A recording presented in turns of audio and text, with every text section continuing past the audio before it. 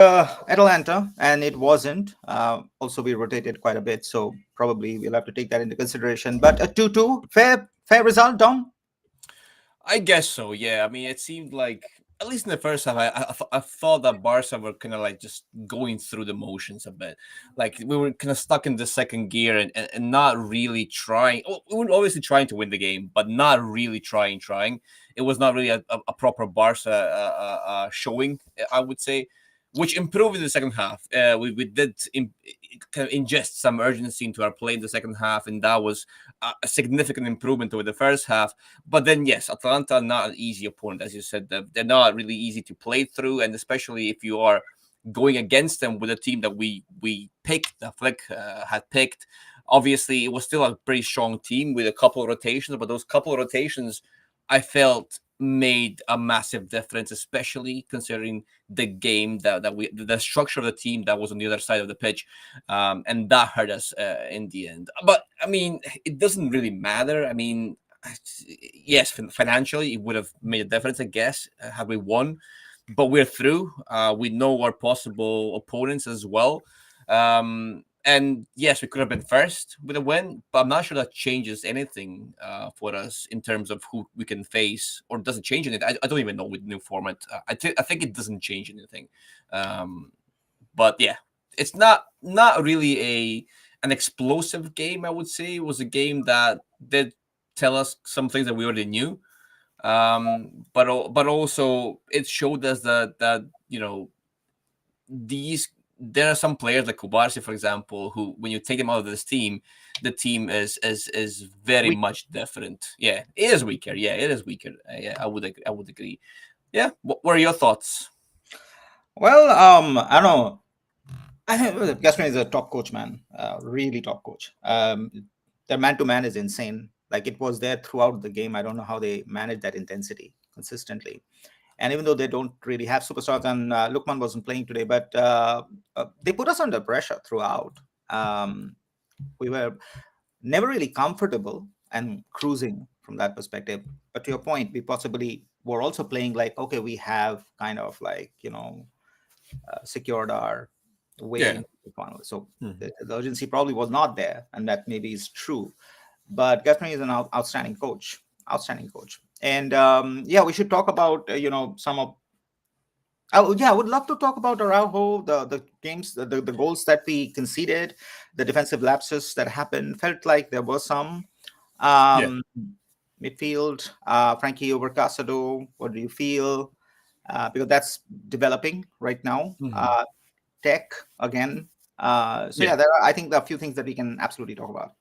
Yeah, there's in terms of player performances, I think on paper, I think Frankie De Jong was the right choice. I would have gone this with the same thing because you need Frankie's skill set in this exact game. I think his profile suits this type of opposition because yes, you can play over you can play over this man to man press, but you can also play through it if you have the right profiles for it. I think Barca do have the right profiles for it. They just have to have the courage and actually incisiveness to play through them as opposed to playing around them or over them, which is what was happening a lot in this game. So I think Frankie was the right choice. But then again, even when Frankie was on the ball, sorry, he didn't really do what I would expect him to do at the highest level. Although I would say that Frankie is improving in the last three or four even games. I think he has been on a much higher level. And he's slowly getting there to the point where we can actually say, okay, he has a shout of starting ahead of Casado in my book. Maybe not all the time, maybe not like 100%, but I think he's getting there slowly. On Araujo, see, this is the problem with Araujo because now you suddenly you take out Kubarsi, you put Araujo, and you push Eric Garcia to the left side of the pitch.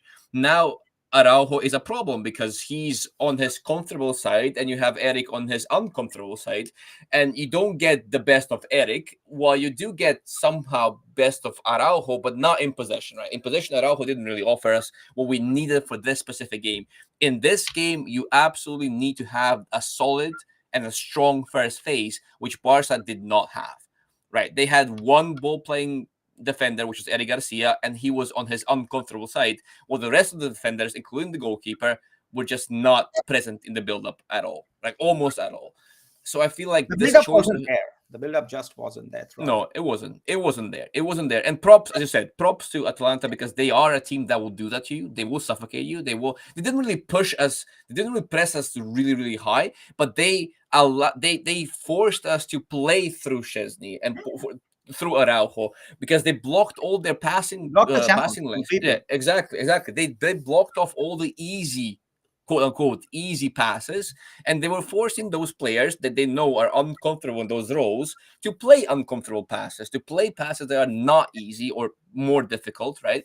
And it showed because Barca had no real answer in that first phase, right? And again, no urgency, so it felt like they were not really, you know, busting their balls to get out of that pressure, right? And maybe that's true, but props to Atalanta because they really knew how to shut down this Barca, this specific Barca, because there was no player who could magically play out of that pressure and play through that man marking press.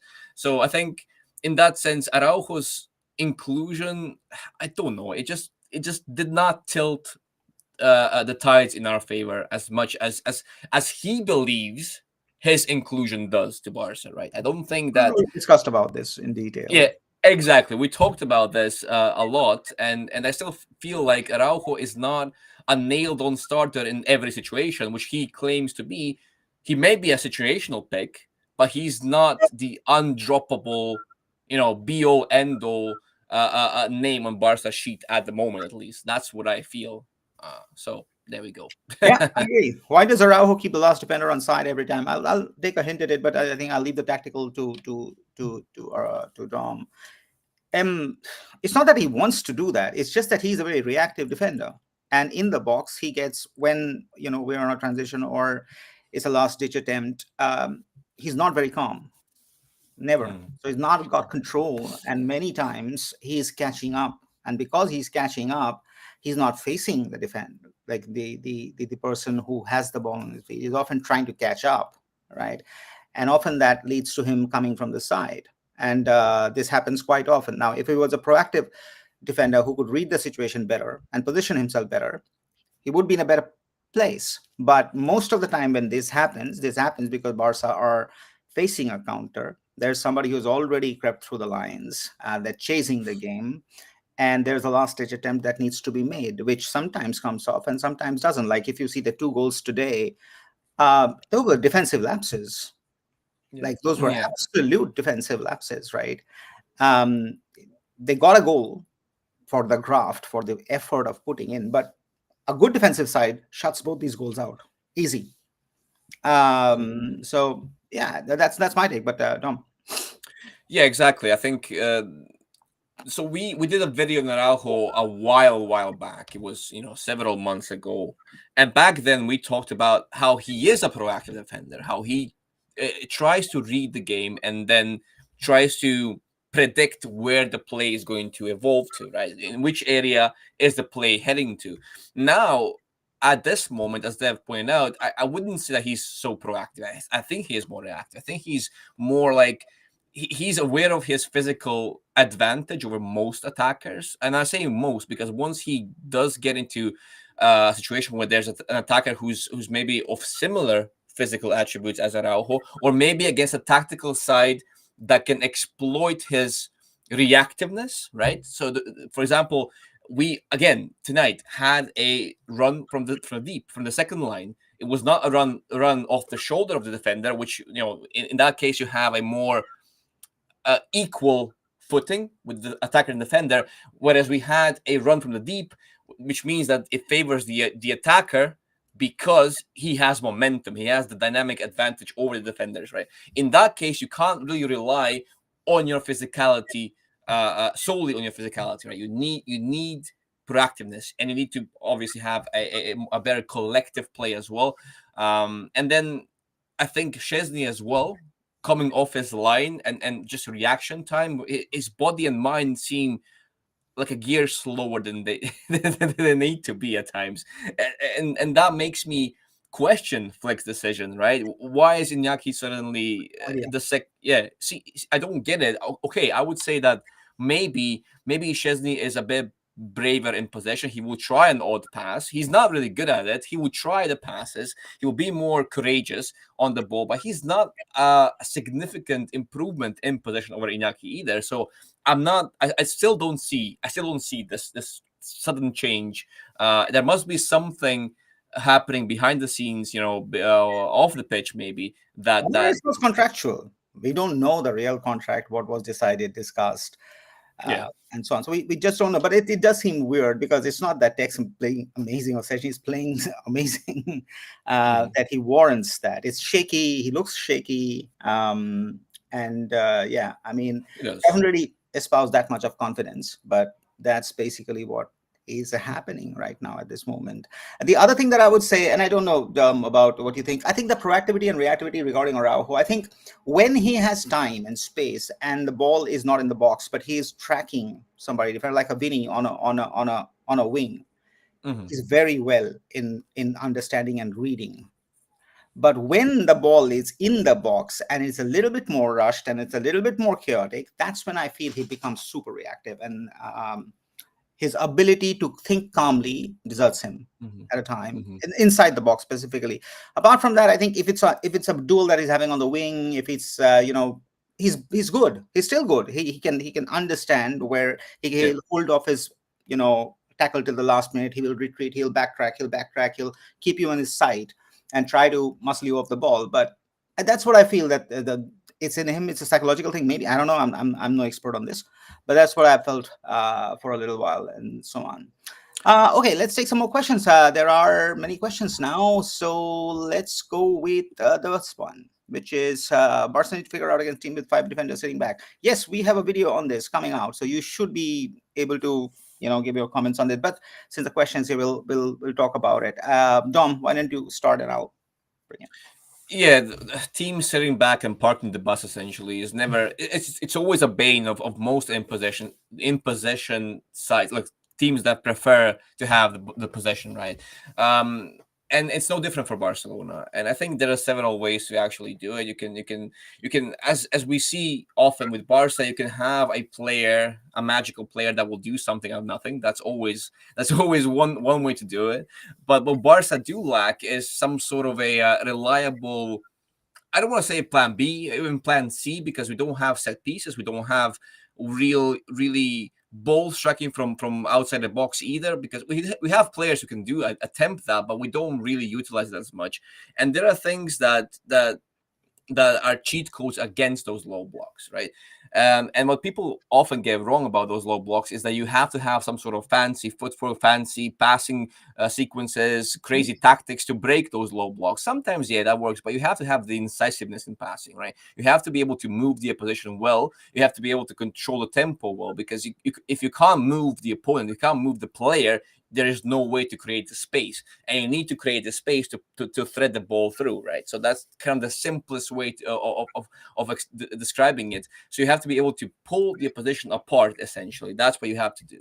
And for that, you need tempo control and incisiveness. You need to know exactly what you want to do with your passing. If you're just passing for the sake of passing, as we like to say, then that's exactly what you get. You get the U shape of death, and that's it. And there are other tools, as I said. There are set pieces, there are shots from outside, and there are also players who will unlock blocks by themselves, right, on their own, out of nothing. Barca do have Lamine, and I think Lamine tonight, I don't know. I kept watching Lamine and I was thinking, okay, that's Messi. I hate that comparison. I hate it from my gut. But I kept thinking to myself, that's Messi, because he was just Messi. He was doing Messi things constantly. And there were a couple of situations where I felt like, okay, this is exactly what Messi would have done, and this is exactly what Messi did do at one point or the other for Barca. So I think that's one big positive. But we knew that. We knew that already. I guess. So. Yeah, I would say, and then the only thing that I would add probably is that it's not some great strategy, but basic, like Barca also miss a few things. Like we don't have very many players with great ball striking, like Valverde or somebody who can just strike a ball from nowhere, way outside the pitch, and the goal happens, and no low block can stop that. So we don't have players like that. Second, our set piece situation is atrocious. Like just look at. So you need to build this up for those low blocks, because with those low blocks, the chances are lesser. So you'll have to create manufacture. So the cutbacks, the free kicks, the pile drivers, I think these are good tools to have in your arsenal when you're facing a team like that. But Yeah. Barca just don't have it. Barca have only one mechanism, which is create the space or thread the ball through the middle, and then they'll create something out of it, right? And when that gets blocked, it becomes super, super difficult. Okay, Van Lee says Iñaki concedes both goal, guys. Don't be reactive. I agree, Van Lee. Honestly, right? We're not saying that if Iñaki was there, we shouldn't have conceded the 2 goals. We might very well have. So it's got nothing to do with that. What we do feel, however, is that it's not that Iñaki was giving us tons of very low confidence, and Tech is giving us a lot. I don't think that's happening. That's what we are saying. I mean, maybe they would have both conceded both goals, and that's okay. That's fine. It's what it is, right? We're not saying that, but I mean, I just doesn't feel that he's a big upgrade on Iñaki. That's all we're talking about, right? From that perspective. Yeah, go ahead, Dom. Yeah, exactly the same, Dev. I think that there was nothing that would indicate or suggest that we should drop Iñaki for Szczesny, right? There was nothing there. Okay, let's say that Iñaki makes a couple of big mistakes and 2-3 games in a row he costs us the game, then you have a valid reason to actually try and rotate. But that didn't happen. There was nothing in his play that told us, okay, he needs to be dropped for Szczesny. Whereas Szczesny, I think he's had like 2 or 3 very, very shaky, very nervous reactions in the last 3 games. He keeps starting. So to me, this is not the case of, okay, Szczesny is definitely better or worse than Iñaki Peña. It's just that Iñaki hasn't really, he doesn't deserve to be dropped. It feels like he's been dropped for no apparent reason, right? So that to me is baffling, right? Say that Szczesny continues being our first keeper and he is outstanding, brilliant, absolutely. Then okay, yeah, fine, just keep playing him. But he's not. I don't think he as they've said, I don't think he's a big improvement at all at this moment. He's been shaky in possession, in defending, and just reacting to play. I don't think he's offering that much or anything more than Peña is at this moment. That's the only thing I'm trying to say. Okay. All right, let's look into this. So what happens after this? We've got. I think we'll talk about the money. I think it's about 46 million that they make because of this, but we'll go into that. But anyway, right now, yes, our possible opponents are Brest, Monaco, Benfica, and PSG, and all two. They have been very difficult for us. Very, very difficult. So one bad night, and this Champions League dream might be over. That's just what it is. That's how the football game goes. Monaco, we met them twice. Both were very difficult. We weren't comfortable at all. Benfica, same. We won, but we weren't comfortable. And PSG, it would be crazy to see Lucho versus Flick. These two managers and their style of playing and the way PSG is playing right now. And it'll be a crazy game to watch if it comes down to that. And it's kind of like Russian roulette. I don't know. With Benfica, Monaco, PSG, I think it's 50-50, honestly. Brest probably be a better chance, but I don't think we're getting Brest with our luck. So I think that's happening. So it'll be one of these. You're absolutely right. And it can just go very well either way. But Dom, what are your thoughts? See, I'm actually I'm not scared of scared. Brest, Monaco, Benfica. I think we can manage that. But PSG, I think people are not aware how good they actually can be. They have a very talented squad, and I think they'll be able to use Kvaratskhelia in the next round as well. If I'm not wrong. So imagine you have that you have him, you have Barcola, you have Desiree Doué, you have Dembele. Those players can absolutely destroy our high line. They can destroy our lapses in concentration. They can absolutely capitalize on what we have, on the flaws we have. So I'm actually, if I'm going to say who I'm scared of, quote unquote, I think PSG can do the most damage. And I know that people think of PSG, okay, they're just there, kind of. But they are actually good. They're a good team. And also, he will have a point to prove against Barca anyway. So yeah, I think. Yeah. So I wouldn't take them lightly. Yeah. Exactly, yeah. So and the rest, I'll see. Monaco was kind of, yeah, I know the game against Monaco was the red card and all that. I get that, but I think Barca still can beat anyone on their day. I think that's still the case. It's going to be the case into the knockout stages as well. But I would not want to play that Russian roulette with PSG. Out of these 4 teams, I would not be. And Van Lee, to answer the question, I think Kvaratskhelia will be eligible to play next. I think so. I'm not sure. I think he will be. I need to check that, but I think he will be able. I check. So yeah, so if he signed now, and I think they can put him in the squad for the knockout stage. I think they Don't you can. have to be in the squad at the beginning of the season? I think so, but then Okay. someone else, or Yeah, you yeah. can So they're check that. saying can only participate in the Champions League starting from the knockout rounds, whether it's be the extraordinary playoff round or the round of 16. So yeah, that's what they're saying. That yeah, he can. In the You can group buy. stages, he couldn't, but in the knockout, he Yeah. can. So Wow. there you go. And that's another massive signing for them, and a massive problem for us if we do face them. So Yeah. there you go. Lots of Um, spacey wingers, Dembele, Barcola, mhm. Quara. Yeah, Yeah, it's yeah. and we're not the best, especially with our high line. We'll be chasing shadows all game, if and Mhm. can get real ugly. So yeah, that can be difficult. But let's go a little bit down that road. Let's assume something like that happens and we lose. How do you then define this? Do you like give it up and say, oh, it was all useless, or do you build on this and say, no, it can happen, but the team really played well in the Champions League? Oh, yeah, obviously the context will matter, and how the manner of the exit will matter a lot, right? I would say that as well. But you always have to look at the positives, because this Barca side. So see, a couple months ago, before the start of the Champions League, I had an appearance on Dan's podcast, on the Barcelona podcast, and back then he asked me, "Do you think Barca can go unbeaten in the group stage?" And I said, "Not only can we go unbeaten, I think we can beat everyone in the group stage, and we will beat everyone." We lost to Monaco because we had that red card, and now it was a 2-2 tonight because the team was just like, meh. It was a done deal anyway. And so I still believe this Barca side can actually beat anyone.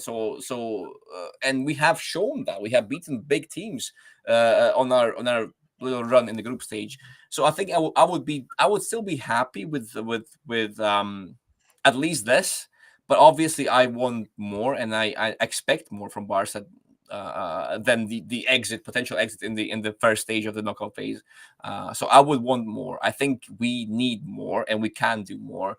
Um, so that's kind of a more diplomatic It's the answer, I truth of the guess. matter is, even though the team has ignited so much of passion back in the club and they have played some really good football. I mean, in league we are in a tough situation, and the Champions League can end anytime, and then it can be a season where we get nothing. But I think even if that happens, I think there's a lot of positives to take from this season, and Mhm. a little bit Yeah. of week here and there, and this can be a really good team that can carry Barca on for many years. We just have to be a little bit patient and give them that space.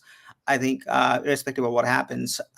Okay, there's this point on: do you think swapping CB positions Araujo, Rick Barcy, and dropping FTJ to help build up similar bypassing Araujo? Yes, but maybe. But then, what is the point of having him if we already have Inigo who can help us in the build-up, right? Why would we do that?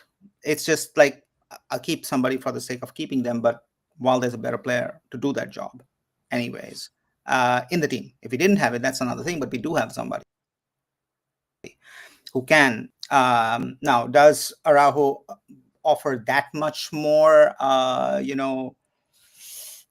That much more consistency, that much more coverage when it comes to defending over Inigo? This is a debatable question. To some people, yes. To some people, maybe no. But um, with Flick's style of playing, if one person is completely, if one of your defenders completely shut out, and you adjust your system to ball play, I just don't think Flick plays that way. John, what are your thoughts? So I think in theory that this could work, like putting Eric on the right side to maximize his passing, and then having Araujo on the left side because he's not going to pass anyway, right? But then I think the decision to keep him on the right side is more to do. Okay, he feels on the right side Kunde might need more help than Balde would need on the left side. But that's I think one way to describe it, because then you have Balde who's this the most similar thing defensively to Araujo that we have, because he can cover the ground, he can make those runs, he can be strong in the duel, and so on and so forth. So I think that if you put Araujo and Ball on the same side, you're kind of putting all your eggs in that basket on the left, right? So you have to spread out that defensive coverage across the back line first. So I think that might be the reason why Araujo is being on the right side. But then again, it might be also because if you put Araujo on the left side with his passing, he would be completely even more useless than he is in possession if he was on the left side as opposed to on his comfortable right side of the pitch. So it's more like, okay, Eric is better in possession, so he can handle this change of role and change of position better than Araujo could. So I think that's also to do with that. No, maybe. But for the moment, we should enjoy this. It's been many years since we have had such a dominant display in the group stages of the Champions League. Europe was always kryptonite for us, even with Messi in those last Yeah. years. I think this year has been a absolute welcome, breath of fresh air, and so we should be happy about that. And then we'll see what happens. What happens? The luck of the draw is the luck of the draw, and uh, just like it can go anybody's way, it can also go our way, right? And we have seen that, so we should just go with it and so on. All right. What are the other things that we can talk about? The upcoming games are coming through. What would be your team for the knockouts, Dom? I think we'll see mostly the same team, right? Inigo is still injured, right? So it will be Araujo and Kubarsi, it will be Balde and Kunde. Now the goalkeeping situation is interesting. Now I think Szczesny will retain his spot in the Champions League. I think that will also remain. Now in midfield, it's interesting. The Casado versus Frankie discourse will be there. I think it still kind of leans towards Casado, but I think Frankie is getting there. I think he's getting there slowly. But at the moment, I think Casado, Pedri, obviously, and then the third player. Well, now again, is almost can almost play. He's injured, right? What He's happened to injured. him? Is He's injured, right? injured He's right now, but injured, if he right? gets better, sure, he can play. But he's been injured for a while now, so Right, he's there's no injured. time for his coming back. I think the third midfielder will be interesting, right? Because the rest is like Lewandowski, Lamine, and Rafinha. I think they will start. We can discuss Lewandowski because there's things to discuss there whether he should start or not. But I think he will start, for better or worse. So I think the only question mark for me is the third midfielder. So it will be Pedri definitely plays, and the other two could be Frankie and Casado, Casado Frankie, or Gavi. yeah, or Gavi. Yeah, so those are the names. So basically, Casado, Frankie, and Gavi are competing for two positions, right? So one of them is out, and the other two will play next to Pedri. Pedri is like nailed on.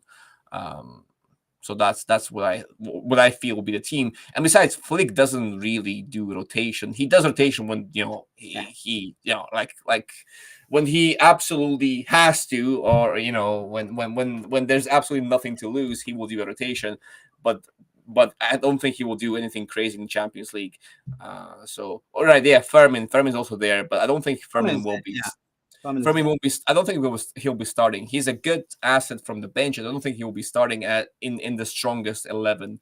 And Olmo is injured, so that's why I'm not counting him at the moment. If he's good, he's coming back. But if he isn't, then what happens? And even if Olmo does, and we also talked about this, he's kind of like in moments there are flashes of brilliance, but for a 90-minute game, is he influencing the game in equal intensity like a Gavi or Casado is? I don't know the answer to that. But yeah, he can open those channels. He can have that moment of brilliance and magic, and there'll be a goal or whatever. Yeah. But he still seems to be like flashes of brilliance in moments, not a consistent performer, either from physique and injury perspective, and also game state and so on. Okay, so let's take some more. Can you guys comment on Fati, his lack of ambition, entourage? Well, what to say? I mean, we feel bad for him.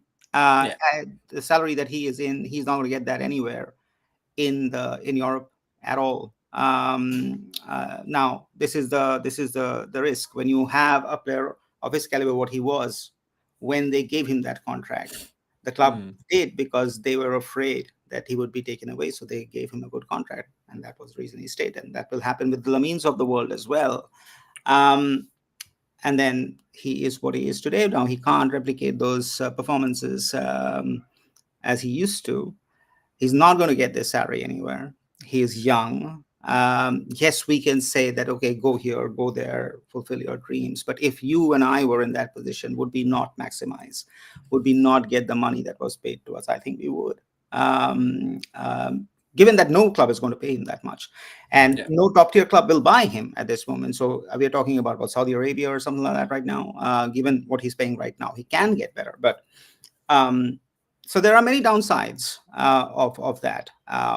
Now, as an entourage, like say parents or coach or what have you, yes, the purest way of thinking is that yes, he should go play, build his confidence, become a better player. True, but what if it doesn't happen? There's no guarantee, Mm. right? What if it doesn't happen? He tries. He tried, Brighton. He tried. He tried a few times, didn't work out, right? So I think I can understand where he is coming from. Does it help us? No. Is it the right thing for him? Financially, yes. Sportingly, no. But probably he's just looking at it financially. Like, look at what's happening. John Duran going to Saudi. Matthew Stell going to Saudi. Our youngsters going to Saudi. It is just going to increase. They're just going to pay money and pick up all these players because players know that they have a very limited lifestyle of time, and there's no guarantee. So they'll make the money, and I can't blame them for that because I mean, what is a player's life is about 10 years max. Then what do the whole time? They can't do anything else. They can't go to office. So so I can understand, but it's not a good situation. 100%. John, what's your thought? Yeah, it's tough, especially because on one hand, yes, of course, the money is an important factor, and I do agree completely with the players are trying to maximize their earnings because, as they've said, they don't have careers that span 30, 40 years. It's nowhere close to that. But it's also true that most of these players at the top level they earn more money in those 10 years than we will earn in two lifetimes anyway. So there's also that aspect. But for Fati, he's a young player who's only known Barca more or less for his entire short career. So it's difficult to sever that bond completely, right? So that's also something that we have to take into consideration. It might be that he still believes, okay, I can succeed at Barca, but how does he plan on doing that? Because he's not even getting a We're not sniff of getting the a pitch. space to play. Right, Yeah. right. So I don't think This. that I don't. That's just PR. Like, I'll stay Yeah, here because I'll succeed. You're to yeah, play somewhere. If you're not playing here, go into the reserve team. Go to the second team and play. At least play. Right? He's not play. even Yeah, doing that. Right? So I don't think there's merit in that conversation. I think he's just hanging around. But it's a yeah. hard one. Like, I don't know what I would do in a situation. Will I leave all the money and I'll say, yeah, okay, that's it. I'm not doing justice to my club. I'm now figuring things out on my own. When I know I can get 2 more years of that salary, yeah, which is Yeah, princely. yeah, it's a big thing, especially for such a young player. And I don't even know if he was to decide, okay, I want to leave, okay, I will leave. Who is going to pay the money for Fati anyway? Nobody.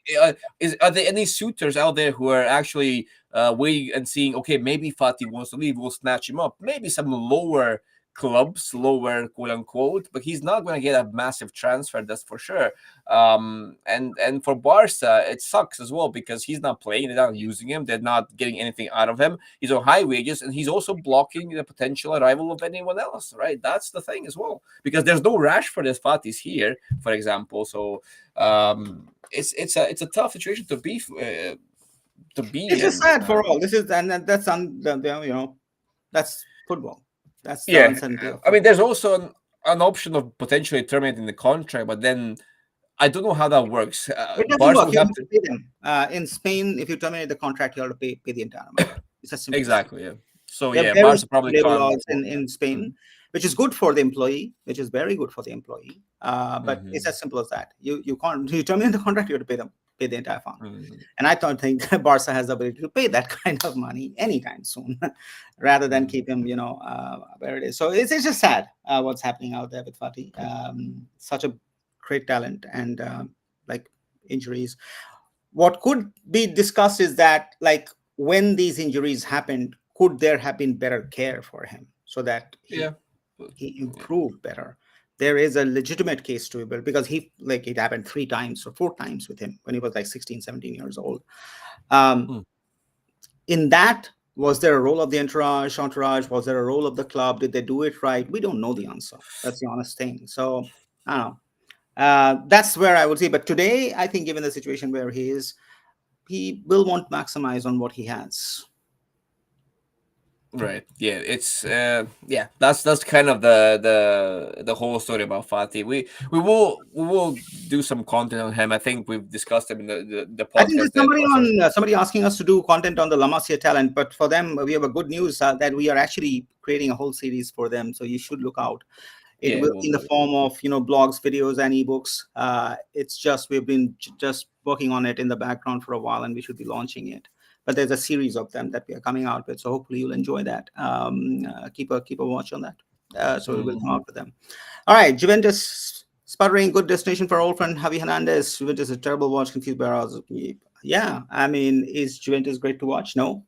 It's very ironic that we were talking about having Thiago Motta as our coach, and now when Xavi was there, saying that Thiago is a better coach than Xavi, and now there are talks about Xavi replacing Thiago. So that's strange how it goes. It's a big club. It's a big club, different culture, different way of playing in the Italian system. So if a coach goes, he learns that.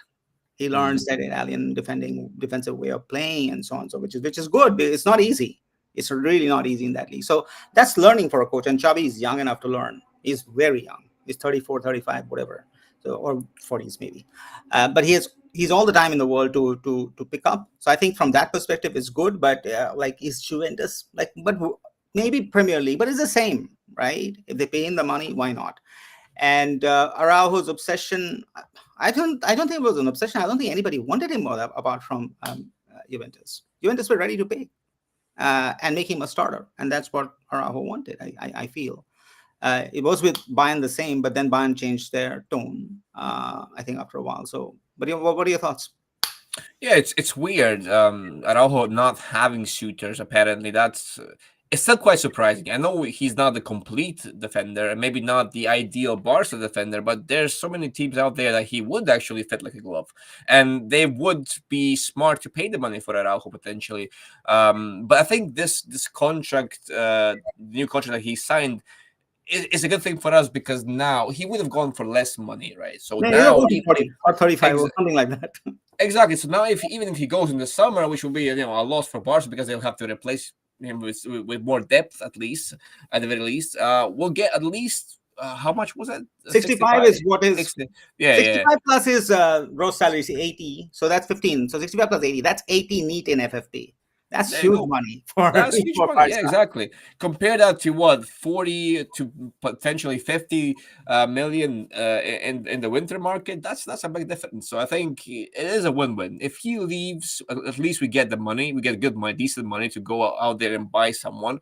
And then if he doesn't leave, okay, fine, he stays, and we'll see how it works because he has quality. He has unique qualities and traits, I would say, that can still make him useful, but I don't think that he can be guaranteed to be, the first name of the team sheet. I don't think in this current form, in this current state that he is in, he is not a guaranteed starter for me, in my book at least. No, I would So, agree with well, you. yeah, I would we'll agree. see, we'll see.